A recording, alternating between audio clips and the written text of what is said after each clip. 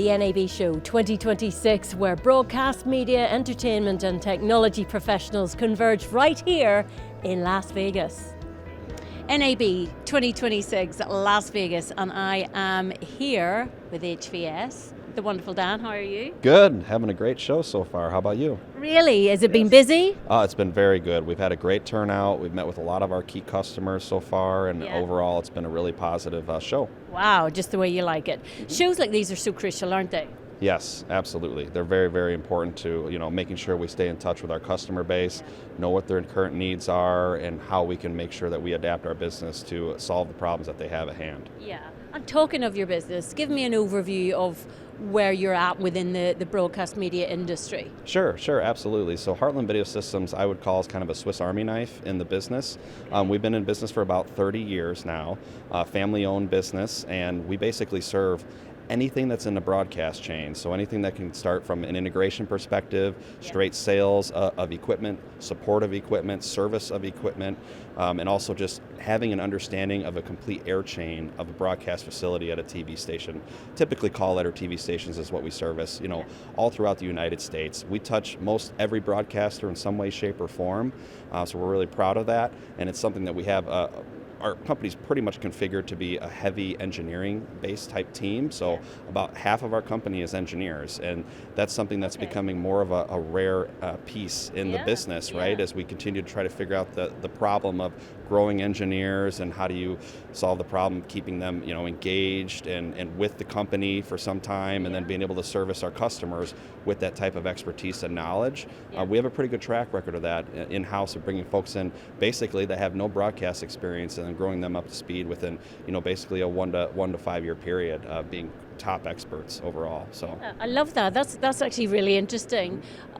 Tell me a bit about what you're showcasing at the event. I mean, you mentioned 30 years. You've seen a lot of changes in the company over the last 30 years. What are you shouting about at the show this year? Sure, absolutely. So I have to preface, I recently bought the company back in July of 25. Okay. But I've been a customer of Heartland Video Systems actually in former executive leadership roles in broadcast for over 15 years in some way, shape, or form. So when I learned that the former owner, who was also family owned, was going to sell, it was very important for me to try to pick this company up because it is just so well known, and we have such an ingrained, entrenched group of experts that are well known and regarded throughout the business with our reputation, that I wanted to ensure that we kept that consistency, and we had kept the business going the way it was for the legacy that it's been known as for all of these years for us.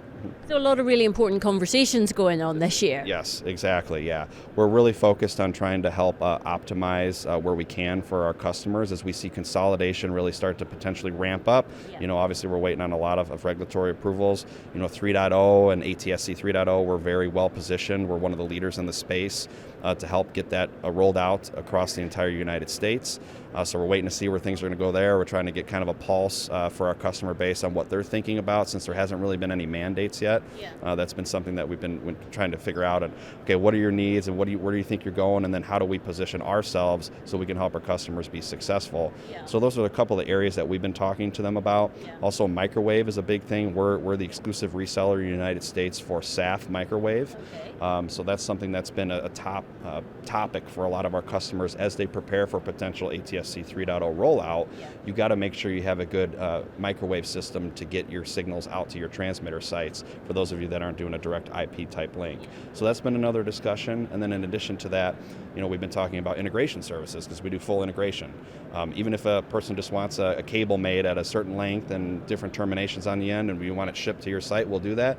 Or we can do a full CAD drawing, design, integration type setup for master controls, production control rooms, tech cores. We can help folks basically start from a greenfield build all the way up to just doing a retrofit. You have an upgrade that you need to do. That's something that we've really prided ourselves in over the years. Well, what's really obvious to me listening to you is that you're listening to customers and you're just providing tailor-made solutions right across the board. That's key. It's so key. If we talk about trends and how you're evolving with those trends in the industry. Yes, absolutely. So again, as we look at this consolidation component and folks that are, the technologies that are coming out there now, we were a lot in the very professional broadcast field on a lot of equipment, but now some of the ProAV stuff can actually apply to what we do on a day-to-day basis in broadcasts. So with that being said, it's really, really important to us that we make sure we help our customers be cost-effective and efficient, but not sacrifice resiliency in what they're doing in their infrastructures. I mean, we're an infrastructure type company. We want to make sure that they are on the air and it's reliable and we're there for them, and that they have, because it's also very important, right? Broadcast, I've been in broadcast for 20 something years. Yeah. And basically at the end of the day, we are serving our communities, right? So it's a very prideful thing for us to just think, okay, we're here to help those particular customers help their communities, whether that's life-saving information through EAS or life-saving information through weather, et cetera. We want to make sure that we're helping get them that information from an infrastructure perspective, something that they can depend on. Because when severe weather happens or big emergency events happen, those are the times that you want the infrastructure to deliver for you. And that's the time that the infrastructure is being stressed in some way, shape, or form. So it's up to our team of experts to make sure that we're providing the appropriate solutions, again, that are now more cost efficient and cost effective than ever before.